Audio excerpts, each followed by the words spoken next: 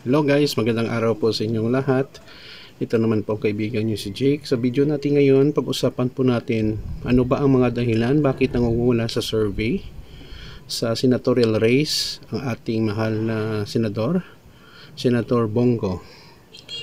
Before tayo guys magsimula, magpapasalamat muna po ako sa lahat ng mga viewers, silent viewers at supporters sa channel ko. Maraming salamat po sa walang sawang nyong suporta at panonood sa channel ko. Kung bago lang kayo sa channel ko at gusto nyo ang video na ito, paki-like lang po, share, and huwag kalimutang mag-subscribe sa channel. Okay, maraming dahilan kung bakit nangunguna si Senator Bongo sa survey sa ngayon, no? This coming midterm election. Ang election pala natin is this coming May 12, 2025. National election po. Kasama po dito ang election sa senador, gobernador, vice governor, sangguniang bayan, councilors, congressman, councilors na at iba pa. Unang dahilan, si Senator Bongo ay incumbent senador. Kung incumbent senador ka ng Pilipinas, siyempre palagi kang na-expose sa mga news, sa mga Senate hearing at kilala ka. Yun po ang isang dahilan. Number 2, alam naman natin na si Senator Bongo ay number 1 supporter at assistant ni Tatay Digong. Dito sa Pilipinas, marami rin ang mga DDS supporter na nagmamahal kay Tatay Digong at identify si Senator Bongo bilang isang matalik na kaibigan at assistant.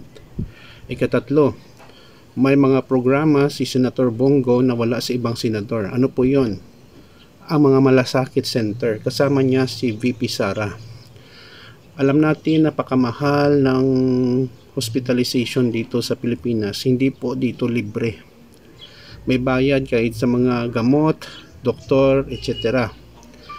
Ang program nila na sa mga hospital, no, na madaling lapitan ng mga tao ay nakakatulong sa pagbayad ng mga medical bills, mga gamot, at iba pa. So mga malasakit center, malaking tulong po ito. Programa po ito ni Senator Bongo na very successful at maraming natulungan. Hindi lang mayaman, kundi pati mga mahirap na kailangan ng tulong pinansyal.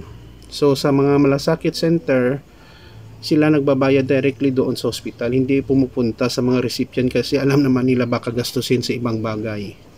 Yun po ang isang sa mga successful at napakagandang programa ni Senator Bongo at Vice President Sara Duterte, no? Sa mga hospital, no? Ibang tao hindi nila alam, no? Madaling malapitan. Ikaapat, may program din si Senator Bongo na ang mga OFW na nawalan ng trabaho at dito pumunta sa Manila ay pababalikin sa probinsya, balik probinsya. Nagbibigay ng livelihood program sa mga Pilipino na gusto talagang bumalik sa kanilang mga probinsya.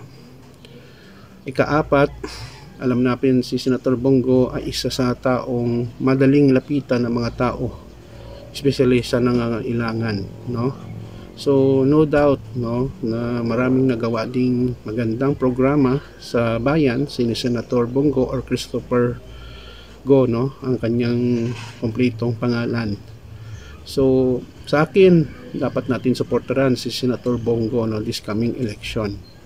Yun lang po guys. Please like, share, and huwag kalimutang mag-subscribe sa channel ko. Mahal ko kayo guys. Ingat po tayo lagi.